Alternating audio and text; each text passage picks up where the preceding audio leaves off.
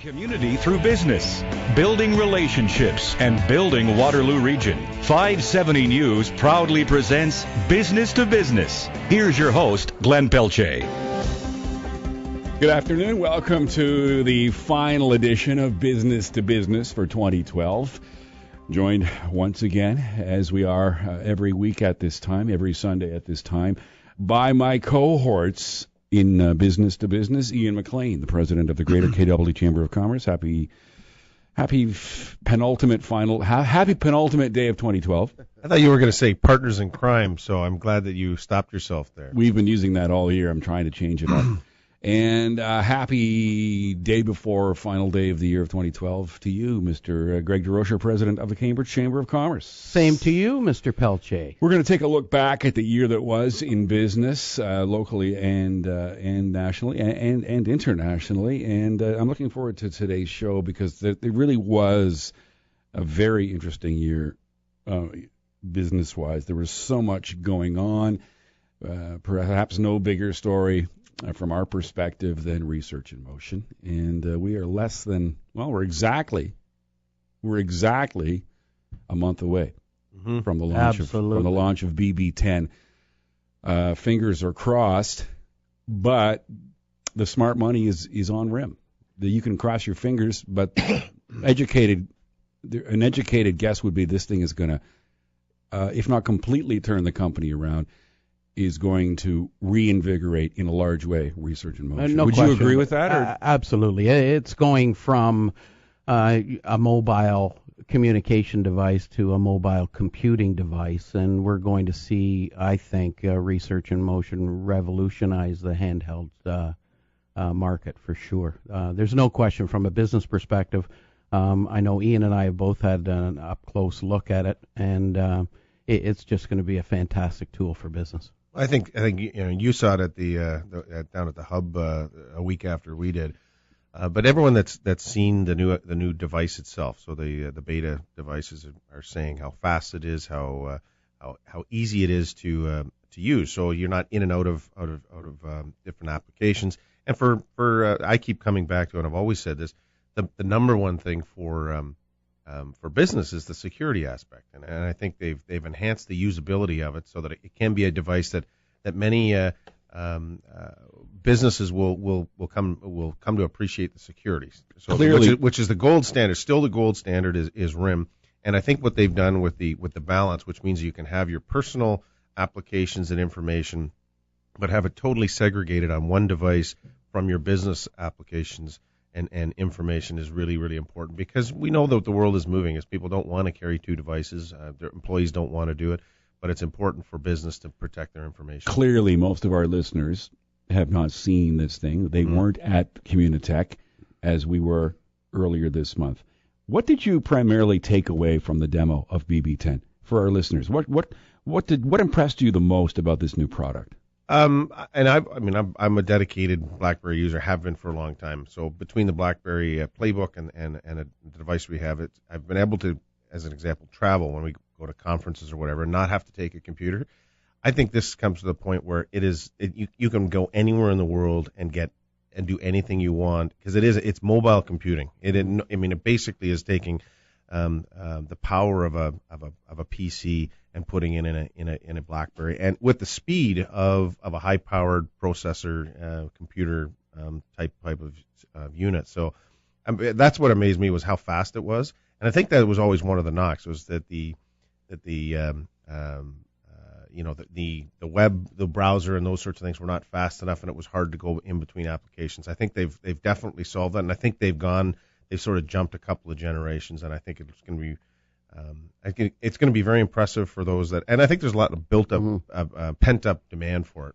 The QNX operating system too, I think, is probably the most revolutionary tool to come along, not just in a handheld device, but in the computing world, where you can have multiple threads and operate different systems all off of the one device, and they don't cross-platform. So, I think from a business perspective, when people are using one device for their business and their personal use, I think this is going to be an extreme advantage for individuals, especially when you want to make sure you can maintain that security level on the business end of things. Mm-hmm. You need to be able to have that separated divide where most people would carry two devices. Now they don't have to because of the different threads of operation that can come using the QNX processors. And I think one of the things that people come to say, Apple and others have been saying, employees bringing their own device has been a trend. And that trend is mainly because employees would just say, I refuse to use your business device because I've got my own. So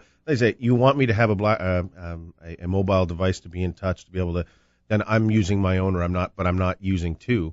And I think that this really does solve that issue where you can have different operating systems operating at the same time. And let's not forget about the affordability too, with the compression factors that RIM puts into their devices. You can multitask and do the things that you want to do on your device at probably less than half the cost of an Android or an iPhone, for that matter, because of the compression values. And so you're not using all of that data stream that, in the megabytes and gigabytes that you would be using on another device. So I think, the cost effectiveness, the fast operation, the independence of having to use multiple streams of information on there through the QNX device, and then the multitasking ability that's coming along where you can keep multiple applications. That's been the big thing that everybody liked about the iPhone. You could keep them open while you're going back and forth. Well, now we've got that ability with BB10. We're going to chat more about research in motion as the year in review edition of Business to Business continues. But we want to say a special thank you to our sponsor, Allstream. Mm-hmm. They've been a sponsor of the program now for many, many months. This is Business to Business, as we say, powered by Allstream. And in case you're not familiar with what Allstream does, let's join a conversation recorded earlier. This is Greg and Ian in conversation with Mark Ibbotson from Allstream. Mark, it's Greg DeRocher from the Cambridge Chamber of Commerce. Thanks for joining us on the Allstream segment for Business to Business. And it's great to have you here, of course, bringing us all the information that we can pass on to our business members. Tell me something, Mark. What are some of the challenges that businesses are facing today, and are they changing? Yeah, it's a great question, Greg, and thanks for having me today. It's something we've put a lot of thought into, looking at our customers and, the challenging trends. And really, we're starting to see a significant change in the technology requirements as adding a complexity in our customers' IT environment.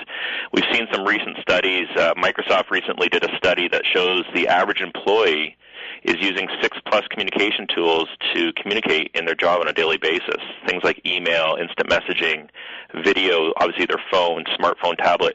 And this is creating a major challenge for the IT department on how to deal with this. On top of that, Cisco's predicting in the next 3 years, global internet traffic is going to quadruple, and companies are panicking on how to keep up with that pace and making sure their connectivity is meeting the requirements of the business. The thing that we found most interesting, there was a study recently by IDC that showed that IT executives had admitted that the technology initiatives that they're deploying in their business, they're struggling to find ways to measure organizational productivity against that, something they're now being held to as a standard. And ultimately, something that's been around for a long time is how are they managing costs, cutting costs out of the business to be more efficient. And when you think of those, these are things that our customers are dealing with on a daily basis. And in fact, we feel it's a competing objectives for our businesses, our customers to be dealing with. And what I mean by that is they're being asked to improve the performance and reliability of the infrastructure of their business, and now they're being measured against organizational productivity. How is the technology they're installing driving and improving productivity? So I mean, there's lots of players in the marketplace. How does Allstream differentiate itself in the marketplace, and how are you helping IT departments achieve their IT and business goals? Yeah, great question. And really what we look at is when looking at their objectives and how they're measuring success and contribution to growth, what we want to do is come to the table with areas that we can help them achieve that. We do that in 3 ways. First off, quite simply, it's our commitment to the marketplace. Allstream only focuses on providing technology solutions to businesses across Canada. And really, it's not only in the technology we're providing, but it's the customer experience, something a lot of businesses would acknowledge. This industry is not known for customer service, and we've been committed to changing that. We think we're setting the standard moving forward. Yeah. Now, I mean, I've been reading a lot of some great advertising on the Allstream service guarantee, because that's, I mean, ease of getting service from your providers is something you just pointed out is a point of contention for a lot of small business. So tell us about the Allstream service guarantee. Yeah, thanks for asking. We're very proud of it. It's something that we really started to ask our customers, what are the things that you worry about most? And there was 3 recurring themes. It's when they buy a service, it's the quality of the delivery of that service, the billing, accuracy, and ultimately it's a service issue. How do you deal with it? So what we did is we structured a service guarantee around that. It's really made up of 5 areas. We're going to every service you buy from Allstream provide you with a dedicated order manager, and more importantly, we're going to guarantee the due date that we install that service on so you can plan your business around it. On top of that, we will always do a first bill walkthrough. It's important to show that the service we designed for you and that you contracted to and their first bill are all accurate, and we want to make you comfortable with that. Finally, if there's any service issue, we will dedicate a single point of contact as a service resolution expert, and they will own that through to resolution with your acceptance. And then finally, if there's anything we should always expect from our partners is we want to give you the opportunity to speak to a customer of ours to understand what you can expect by dealing with Allstream moving forward in the relationship. That's great, Mark. Now, the ultimate question we need to pose to you, how does one get more information on Allstream, and how can they get connected so that they can do some business? Great. Well, for the Tri-City customers, we have a local number, 519-340-0430. And for customers outside of that area, please feel free to call our toll-free number, 855-299-7050. Thanks very much. All right, when we come back, it's the year in review edition of Business to Business. Lots to cover. Mark Carney's impending departure to the Bank of England. We'll continue to talk about Research in Motion, what a dominant story that was in 2012. Foreign money in the oil sands. Labor, a good year and a bad year. And, of course, we got to talk about the fiscal cliff. And I want the Coles Notes edition of this from you, gentlemen, because this thing can get very complicated, and yet we're gonna keep it very simple and break it down, as we may eventually see the Americans fall off the fiscal cliff, the so-called fiscal cliff. That and more as Business to Business, powered by Allstream, continues on 570 News. We'll be right back with more Business to Business, powered by Allstream. Call in with your questions at star 570, 570-2545, or 1-800-570-5715. It's not just what you know, it's who you know. Connecting community through business. This is Business to Business on 570 News. Powered by Allstream. All local, all relevant. Allstream.com. Here's your host, Glenn Pelletier. And we're being webcast, as always, at 570news.com, courtesy of the capable hands of Catherine Drake. And since we are being webcast, I'm going to... Ian's a little intimidated by Ian it. McLean always wants me to do this Mick Jagger thing when we come back from commercial. And you know what?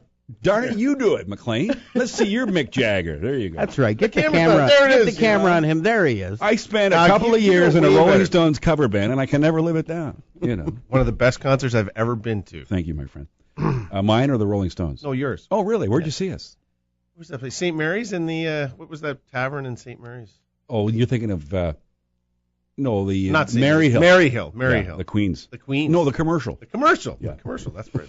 1989. It was 100 years ago, and you actually had black hair back then. Yeah. Oh, don't get me started, Ian. This could get into a little war of words. Anyway, it's great to have you guys with us, and the McLean daughters as well. Your daughters are here to round out the new year. Anyway, thanks to Catherine Drake for producing us on video. We're being, as I say, web streamed, webcast at 570news.com. And thanks to Liz Russell, who's been our producer for the past, since when did we launch this thing? I can't exactly remember. Last March. It was March. So it's been almost a year, yeah. And Liz has been that long, really? kept us in line and telling us when we're talking too much and when to wrap it up. So thanks to Liz Russell, and we wish them both a very, very happy new year.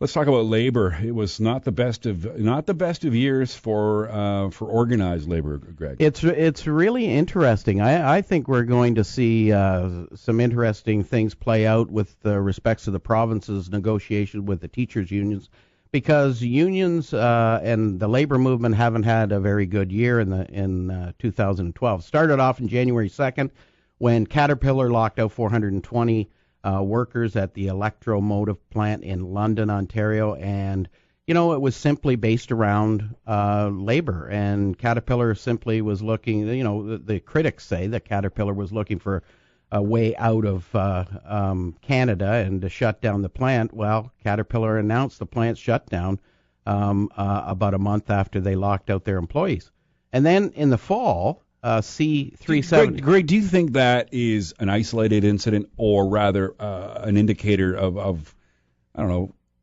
shrinking leverage that unions have in this globalized economy? Well, there's no question about it. We look at the amount of organized labor unions, the amount of employees within those unions are shrinking. There's no question about it. There's more private companies that aren't unionized companies. So the labor movement is having a little more difficulty, their largest sector being the public sector right now. But, I think we're seeing a bit of a trend, because at the end of the year, as we all know, GM announced that it's moving the production of the Camaro from the Oshawa plant down into Michigan.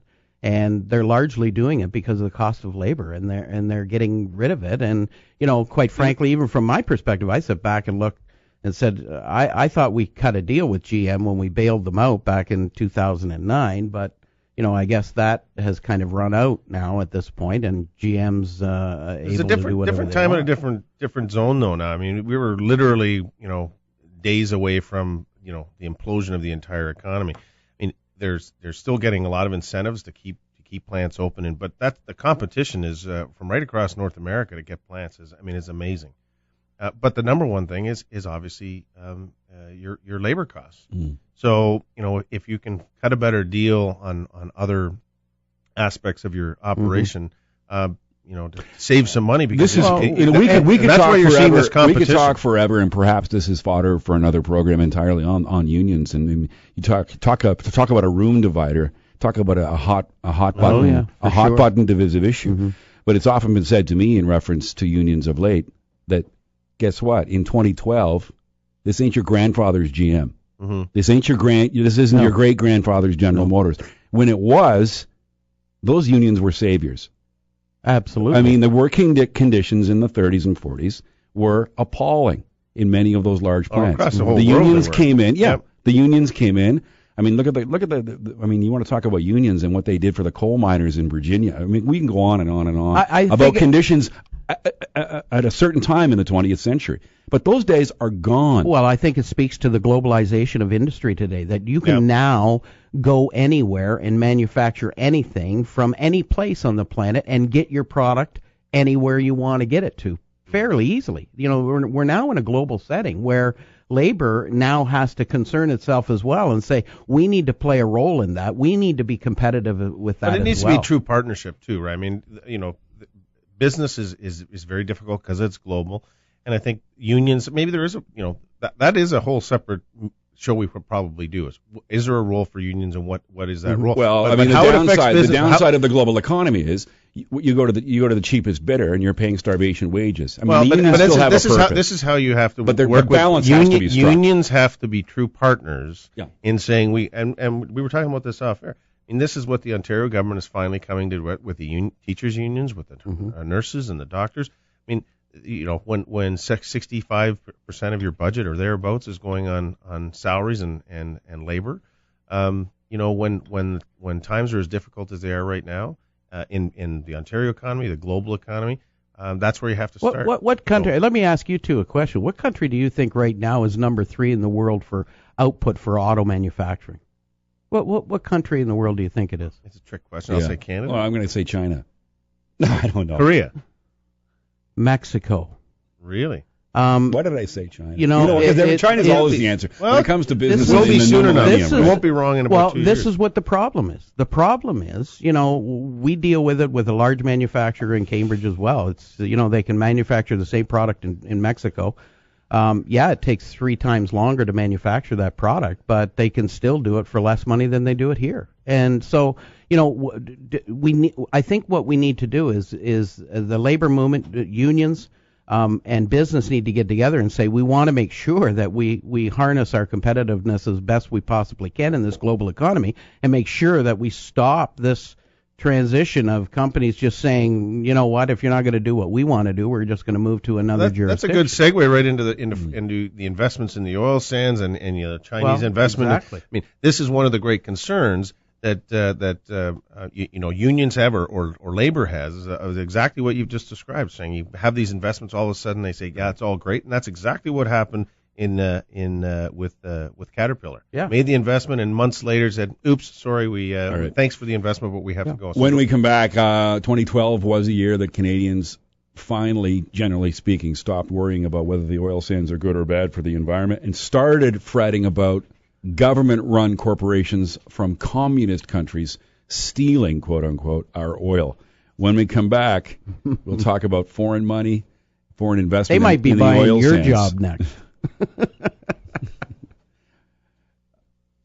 Coming. You're just going to let that hang, are you? No, I had to think about that for a moment. I believe it. Anything is possible. That's anything the first is possible. in the 9 months that you were tongue-tied and or speechless, or both. That's going to be our objective in 2013, is to tongue-tie Glenn. All right, when we come back, we're going to continue our year in review. This is Business to Business, powered by Allstream on 570 News. Business to Business, powered by Allstream, a presentation of 570 News. Watch the live video webcast at 570news.com. We'll return with more Business to Business.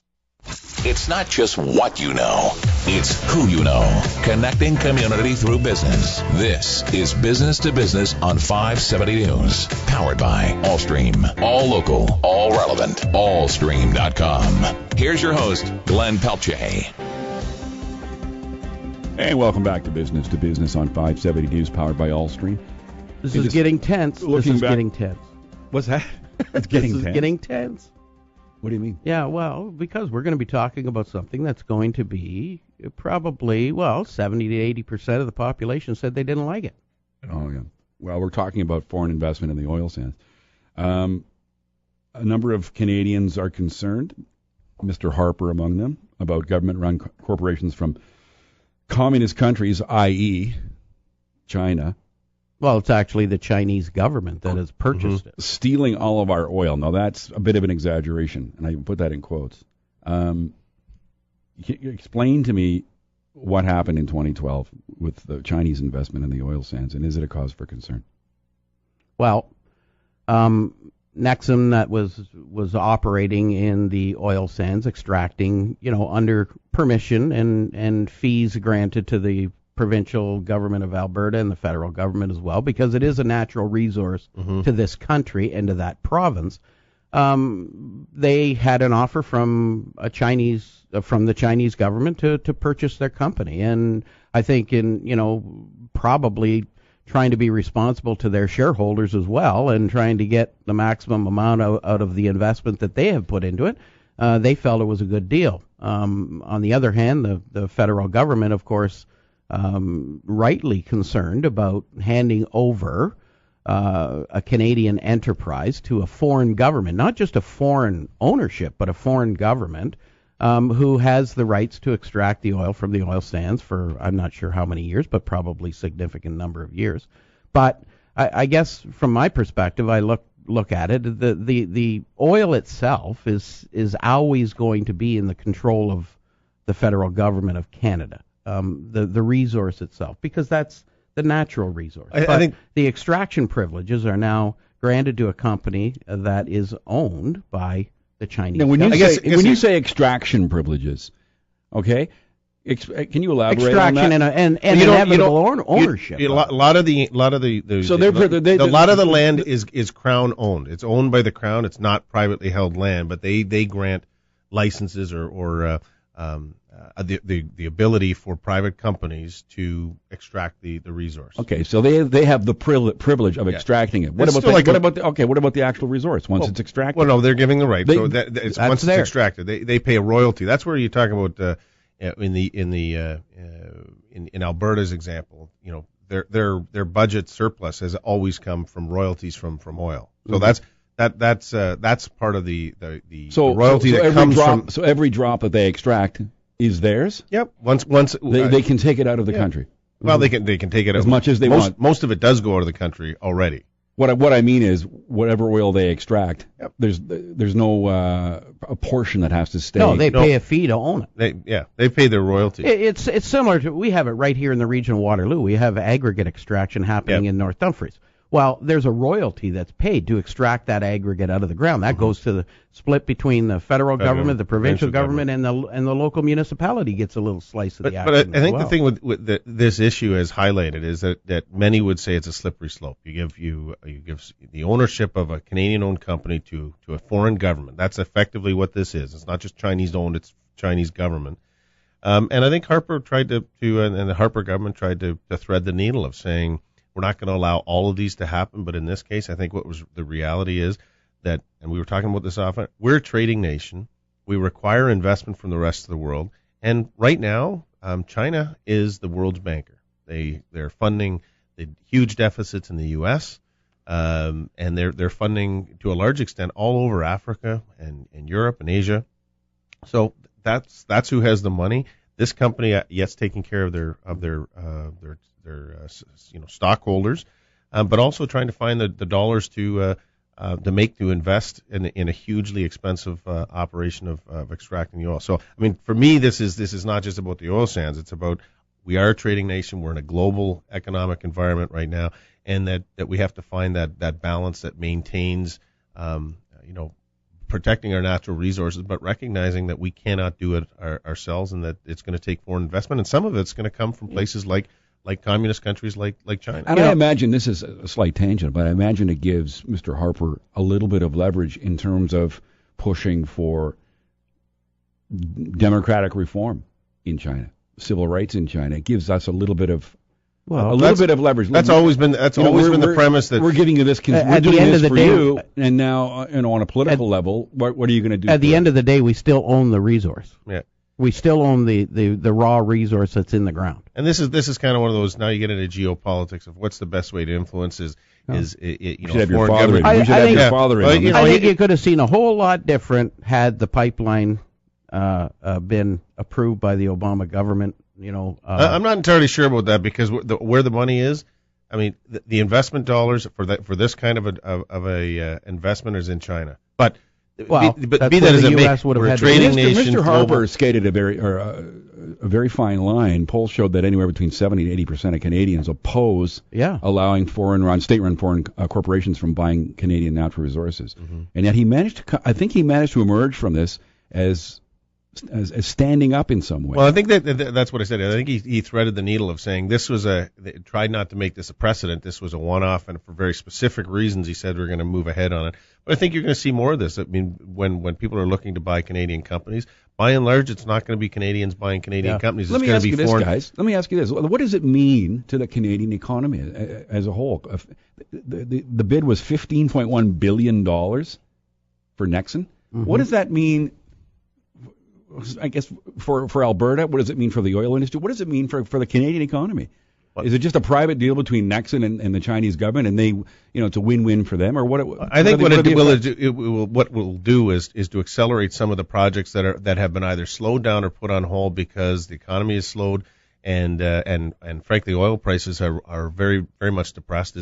The company buying the Chinese government buying this can accelerate and make the investments, even though it may not be at the kind of market values that another company would make, because they're making different calculations. They need more oil, and I think that's one of the things they want to protect their interests. Greg, why was the deal a good thing? I think exactly for what Ian said. I think the Chinese government's got a ton of money. I think the oil sands are going to be expanded. The extraction is going to be expanded. It's going to be good for Canada because the royalties are going to be coming back to the province of Alberta and the government of Canada, and there's going to be a huge impact, I think, a positive way. The negative aspect always is, well, you've got, what if things turn sour in China and now they don't have the money to invest in there? They now control the level or the magnitude of extraction that happens, but they need that oil badly in China. They are going up by, I think I heard at one point, $2 or $3 million, or 2 or 3 million barrels a day increase in what their requirement is. So they're going to need it, and they're going to invest in it. Can the federal government use some of the royalty money to pay down the deficit? Is that part of why this might be an attractive deal? I mean, no, I don't. I mean, that's all part of the both the provincial budget. I mean, in Alberta, they're still running a deficit even with their royalties. I mean, if the economy growing and oil prices going up is the best antidote for solving the deficit in the short term, and it's just, whatever it's down to, it's down from its highs. The only caution is we do have a bit of a petrocurrency, so the higher the value of oil, of course, the higher the value of our dollar, and that makes us a little less competitive globally when we're exporting. So there's a trade-off for sure. All right, we're going to come back and talk. When we come back, you want to talk about Mark Carney, the fiscal cliff, and then we'll come back to RIM before we talk about what we've got upcoming in 2013. Mark Carney he's turned himself into a bit of a superstar. He's glamorized this position, which normally the governor of the Bank of Canada was had a very influential role. With the federal government of whichever happened to be in power at that time. I think if we look it was never as high profile as Mark Carney. He's enormous now. Of course, his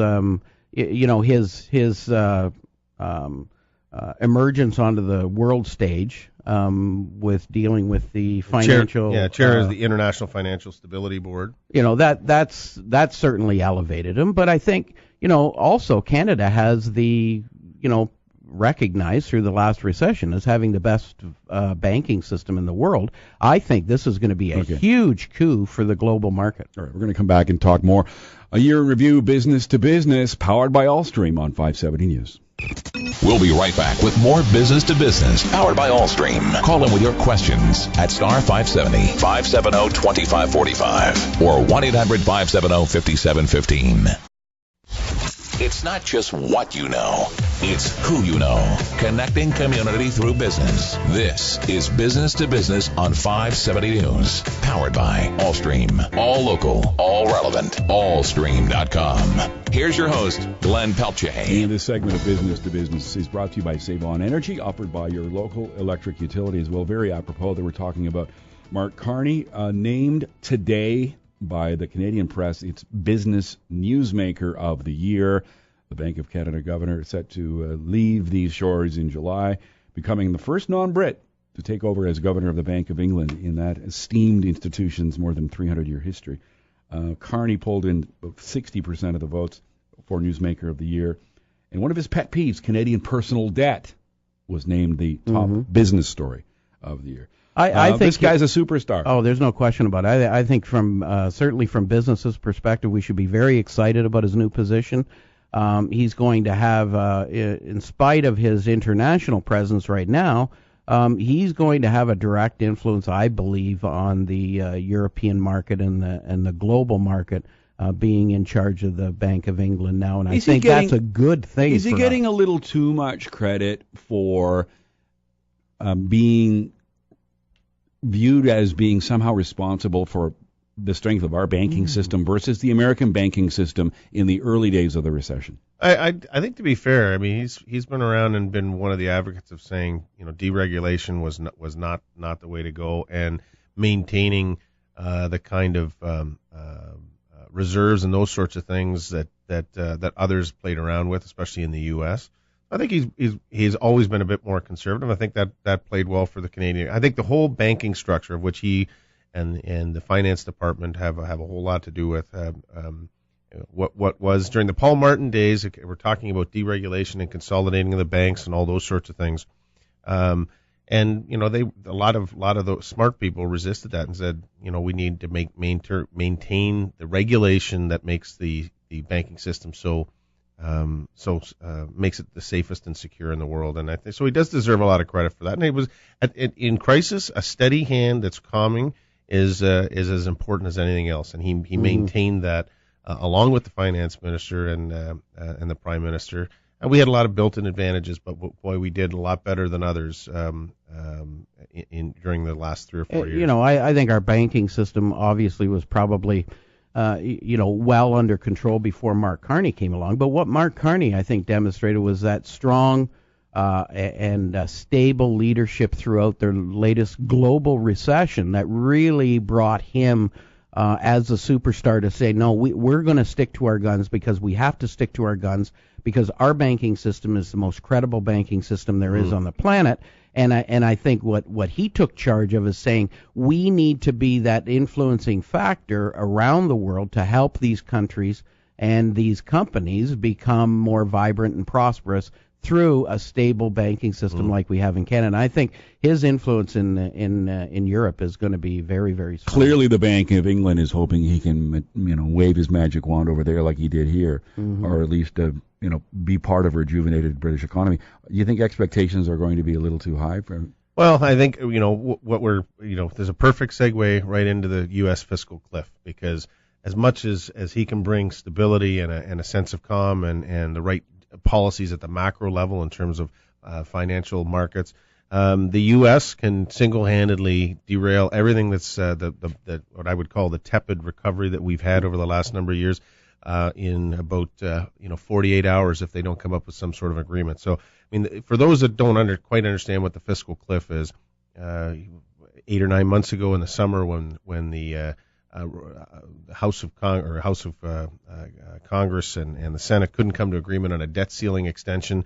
In order to get that passed, they came up, they kicked the can down the road and said, if we don't have an agreement by December 31st, which is tomorrow, the tax rates will all go up, which were temporary tax rates, what they call the Bush era tax cuts, will all go up. There'll be automatic cuts that they've have been agreed to, which includes huge cuts in Medicare, huge cuts in Social Security, payroll taxes will go up, military will be slashed.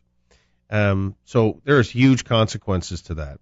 Obama campaigned, rightly or wrongly, on saying if he won, he was going to raise taxes, let those tax rates go up on everyone that made $250,000 or less, which includes small business, I should point out.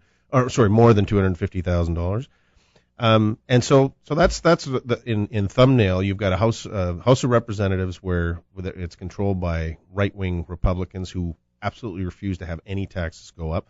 You've got the Senate who will not is far more, I would say, middle of the road, but can't get 60 votes. The president's been trying to get a deal, and ultimately what it boils down to, and why it's important for us here, is if the U.S. doesn't get this done, every economist, doesn't matter what side, right, left, or in the middle, is saying if there's no deal struck by tomorrow at midnight, even if it's a small deal, that the U.S. economy will go into recession. And if the U.S. and by some margin, this won't be mild. This will be 2 or 3% decline in an already fragile marketplace. And with that being 80% or thereabouts of our trade goes beyond our borders, and much of it to the U.S., that's a huge consequence to us. So, I mean, I think we're all sitting here crossing our fingers and saying, for the businesses that do business in Kitchener-Waterloo and in this region that rely on the U.S. economy, it is hugely important that they get something done, because it really puts it at question whether, the world's greatest democracy, as they like to refer to themselves, can get anything done in government anymore. I think you've got the Republicans sitting on one side, and more the Tea Party Republicans who are saying we're not going to agree to any tax hikes because that's what they campaigned on. And it's nice to stand on your principles of what you promised, but at the end of the day, you have to take care of the entire country. And I agree with what the Republicans are saying to, hey, let's not just talk about tax increases. Let's talk about cutting costs. I think they need to do that as well. All right. So, as it stands now, gentlemen, it looks as though they're going to cobble something together, something half-hearted, put it that way, something less than ideal to perhaps delay or postpone the cliff crisis. Is that safe to say? I think that's what the rumors are. This thing may drag on. We all better hope that it actually gets done. Okay. Looking ahead to the new year, gentlemen, what have you guys got going on at your chambers? Well, I think one of the things we've got, we'll get into our individual chambers in the new year in the next program. But I think what I've been really, really pleased in the last year is how much we have, as two chambers, have collaborated. So this program is one of the best opportunities for us to talk about issues that are important to all business in the region. So our business-to-business program continues. And then we're looking forward to LeaderCast, Greg, which is, in May? May 10th or 1st? No. May 10th. I think it's the 10th. Yes, it is. Yeah. And that's a great day long leadership and inspirational session that we expect 300 or 400 at least people to attend this year. And then we've got a couple of programs that we've continued to work on, like the Regional Business Expo, which happens in November, and one that we're just about to announce is working closely with the Small Business Center of Waterloo Region. We'll be co-presenting the Inspiring Women's event in September. So a lot of great things that we're collaborating on, and I think that's showing that we're doing our part to say business has to work together. Greg, about 30 seconds to you, Mr. Rocher. Yeah, we've got some great things coming too individually, but a salute to women in business with Andrea Stairs, the president of eBay Canada. And we also just want to announce that we have Paul Beeston, the president of the Toronto Blue Jays, coming in February. And I think it's safe to say that our chambers are working together to try and make an environment better for business. And connecting our members, especially our small members, with other small members throughout the region. So it's been working very, very well. And in spite of the fact that we have to deal with you and I have to deal with Ian on a biweekly basis, no one likes to have to do that. It's been a great year. It's been a great year. I've loved this experience. We're going to look forward to more shows in the new year. Ian, Greg, thank you so much for a great time. Happy New Year. All the best in the new year. News is next at 1. Thanks to Liz Russell, Kate Drake. News is next at 1. This is Business to Business on 570 News.